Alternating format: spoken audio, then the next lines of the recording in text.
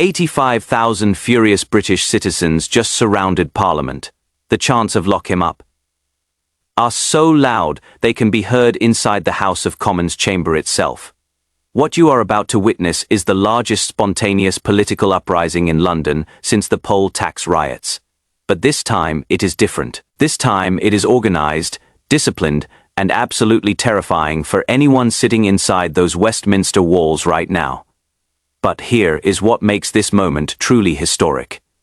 These aren't professional protesters or paid activists. These are ordinary people who dropped everything they were doing and converged on Parliament within 2 hours of learning the truth about what Keir Starmer has been doing behind their backs.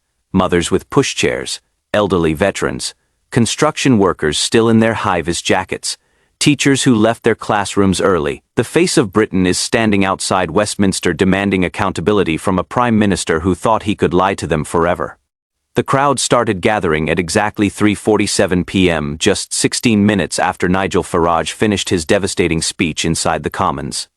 At first, it was maybe 200 people, then 500, then 2,000. By 5:30 p.m., aerial footage from Sky News helicopters showed an ocean of humanity stretching from Westminster Bridge all the way to Trafalgar Square. Police estimates put the crowd at over 85,000 people, making this the largest political demonstration London has seen in decades. What triggered this massive outpouring of rage? The leaked documents that prove Starmer took £4.7 million from foreign governments while secretly plotting to reverse Brexit. But more than that, it was the moment when ordinary British citizens finally realized their own Prime Minister holds them in complete contempt. The man they trusted with their votes, their hopes, their children's future, has been laughing at them behind closed doors while selling their country piece by piece. The atmosphere outside Parliament is electric with righteous fury. Union Jacks wave everywhere you look. Handmade signs demand Starmer out, and traitors to prison. But what is most striking about this crowd is how civilized they are despite their anger.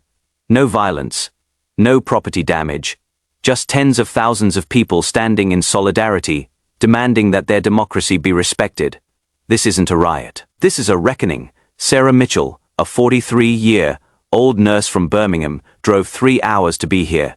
She is standing with her 2 teenage sons holding a sign that reads, "We voted Brexit, you lied."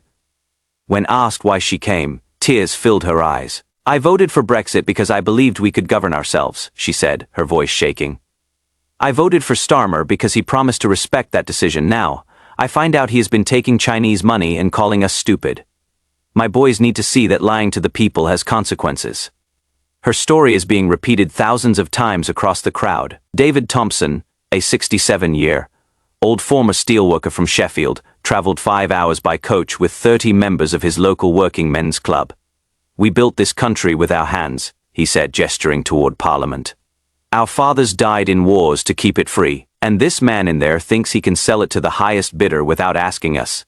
Not while we still breathe."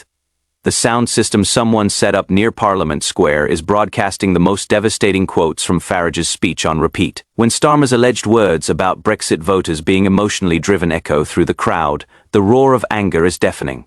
When the details about secret Chinese payments boom across Westminster, thousands of voices chant "traitor" in unison. The noise is so intense that MPs inside the building report they can feel it through the stone walls. But here is where the story takes an extraordinary turn. At exactly 6:23 p.m., someone in the crowd started singing "Rule Britannia." Within minutes, 85,000 voices joined in. The sound was so powerful that it stopped traffic on the Thames bridges. Tourists stood transfixed. Even hardened political journalists were moved to tears. This wasn't just a protest. This was a nation rediscovering its voice after years of being told to stay quiet and accept whatever politicians decided for them. Inside Parliament, the reaction has been immediate and panicked. Labour MPs who venture near windows describe the crowd as absolutely massive and unlike anything I've ever seen. One backbencher who asked not to be named said the chanting was so loud it was impossible to concentrate on constituency work. "You can feel the anger through the building," he said. "This isn't going away. These people aren't going home until they get answers." Conservative MPs are using the demonstration to apply maximum pressure on Starmer. Shadow Home Secretary Chris Philp emerged from Parliament to address the crowd briefly, declaring that the British people have spoken louder than any vote in Parliament. He promised that Conservatives would support any motion of no confidence in a Prime Minister who has betrayed the trust of every person standing here tonight. The crowd responded with cheers, so loud they echoed off the surrounding buildings. But the most dramatic moment came at 7:15 p.m. when Reform UK leader Nigel Farage appeared at one of the Parliament windows. The crowd erupted. Thousands of people pointed toward the window chanting, "Farage for PM," with such intensity that the sound carried all the way across the Thames. Farage waved briefly before disappearing back inside, but the message was clear. The people gathered outside weren't just protesting against Starmer. They were rallying behind the man who exposed his corruption. The demographic breakdown of the crowd tells a story that should terrify every politician who thinks they can ignore ordinary voters. This isn't just angry, old men mourning the past. Young families are everywhere. University students hold signs reading "Democracy Matters." Healthcare workers in NHS uniforms stand alongside construction workers and teachers. This is Middle England, awakened and angry, demanding accountability from representatives who forgot they were supposed to represent. Paulus estimates suggest the crowd includes people from over 200 different constituencies across England, Wales and Scotland. They came in coaches, cars and trains. They organized through social media, WhatsApp groups, and word of mouth. Many are staying overnight, sleeping in their vehicles or booking last-minute hotel rooms. They're not going anywhere until they get satisfaction. Metropolitan Police Commander Sarah Chen briefed reporters that this is the most challenging crowd control operation she has overseen in 23 years of service. "The scale is unprecedented, but the behavior has been exemplary," she said. "These are clearly people who feel strongly about democratic accountability, and they're exercising their right to peaceful protest in the most British way possible." Translation: even the police recognize this isn't ordinary political dissent. This is the electorate demanding respect. The economic implications of this demonstration are already being felt. The pound, which crashed earlier when Farage revealed the Chinese payments, has stabilized slightly as international observers recognize that Britain still has citizens willing to defend democracy. Goldman Sachs issued a note to clients stating that, while political uncertainty continues, the scale of public engagement suggests democratic institutions retain popular support. In other words, the markets are betting that the British people won't accept corruption quietly. But inside Downing Street, sources describe a bunker mentality. Starmer hasn't appeared publicly since the documents were revealed. His official spokesman cancelled the evening press briefing without explanation. Staff members are reportedly working behind heavily curtained windows, afraid to look outside at the sea of people demanding their boss's resignation. One aide who spoke on condition of anonymity said the atmosphere was like being under siege by our own people. The international media coverage has been extraordinary. CNN is running live coverage of the demonstration with the chyron "British democracy in crisis." France 24 is describing it as the largest popular uprising against government corruption in modern British history. German broadcaster ZDF compared it to the demonstrations that brought down the Berlin Wall, calling it ordinary people reclaiming their democracy from corrupt elites. Social media has amplified the impact far beyond the physical crowd. Number Lock 'em Up is trending worldwide, with over 2.3 million tweets in the past 4 hours. Videos of the crowd singing "Rule Britannia" have been viewed 8.7 million times across all platforms. The hashtag number 85,000 voices is being used by people who couldn't make it to London but want to show solidarity with the protesters. Perhaps most significantly, the demonstration is having an immediate effect on Labour MPs who are watching their own constituencies react to the revelations. Text messages and WhatsApp groups are buzzing with reports of local party offices being flooded with angry calls from lifelong Labour voters. Constituency association meetings scheduled for this week are being cancelled as local officials admit they don't know how to defend the party leadership. Margaret Foster, who has been Labour Party secretary in her Yorkshire constituency for 37 years, issued a statement that crystallised the mood. "I joined this party because I believed it stood for honesty, integrity and putting working people first," she wrote. I cannot reconcile those values with a leader who takes money from foreign governments while lying to the people he was elected to serve. Until there are satisfactory answers to these allegations, I cannot in good conscience continue representing this party to my neighbors. Her statement has been shared over 200,000 times and prompted similar declarations from party officials in dozens of constituencies. This isn't just a Westminster crisis anymore.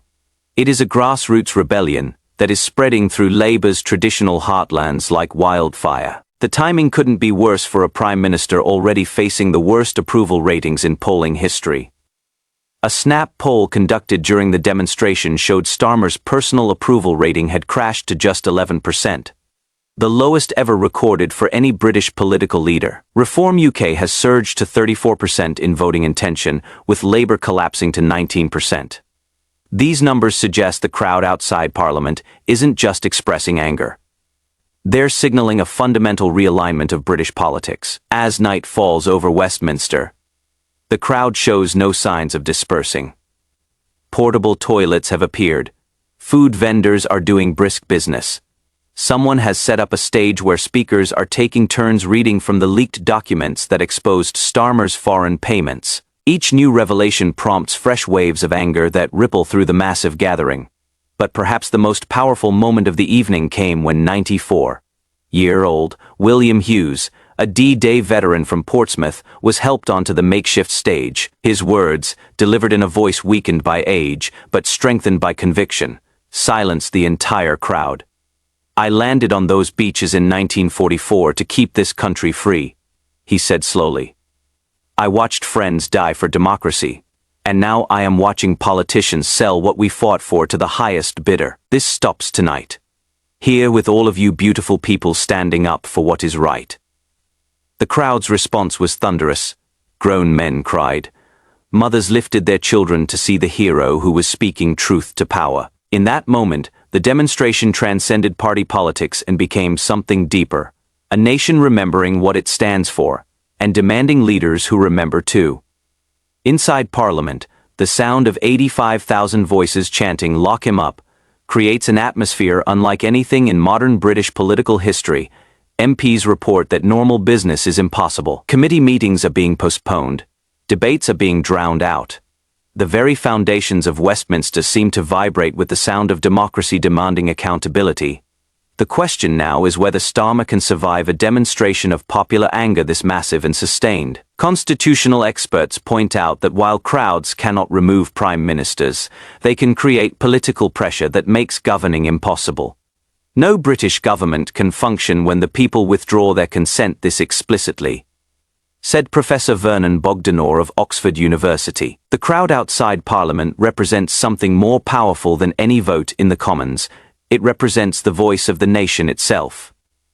Labour MPs are already calculating whether they can survive the backlash if they continue supporting a leader the public clearly wants removed. Text messages leaked to journalists show panicked conversations about cutting our losses and saving what we can. Some are privately discussing whether a vote of no confidence in their own leader might be necessary to preserve their political careers. International observers are drawing comparisons to other moments when popular demonstrations changed the course of history. The crowds that brought down communist governments in Eastern Europe, the demonstrations that ended apartheid in South Africa, the gatherings that sparked the Arab Spring. While the contexts are different, the dynamic is similar.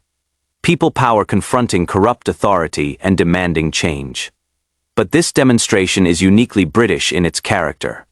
The discipline, the patriotic songs, the respect for property and police. Even in their anger, these 85,000 people are proving they understand democracy better than the politicians they're protesting against. They're not trying to storm Parliament or overthrow the government.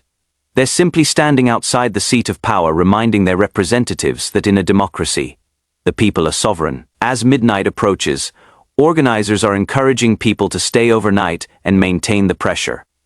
Sleeping bags are appearing. Church groups are providing hot tea and sandwiches. Local hotels report being fully booked by protesters who traveled hundreds of miles to be here. This isn't a one-day demonstration. This is the beginning of a sustained campaign to restore accountability to British politics. The message from the crowd is crystal clear. Keir Starmer has lost the confidence of the British people. His acceptance of foreign money, while plotting to reverse Brexit, represents a betrayal so fundamental that normal political mechanisms aren't sufficient. The people gathered outside Parliament are demanding justice, truth, and leaders who remember they are servants, not masters, of the democratic process. Tomorrow's newspapers will call this historic. Political scientists will study it for decades, but for the 85,000 people standing in the cold London night, chanting for their democracy to be respected, this isn't about making history, it is about saving the country they love from politicians who forgot they were supposed to serve it. The reckoning has arrived. The British people have spoken. The only question now is whether Westminster is listening.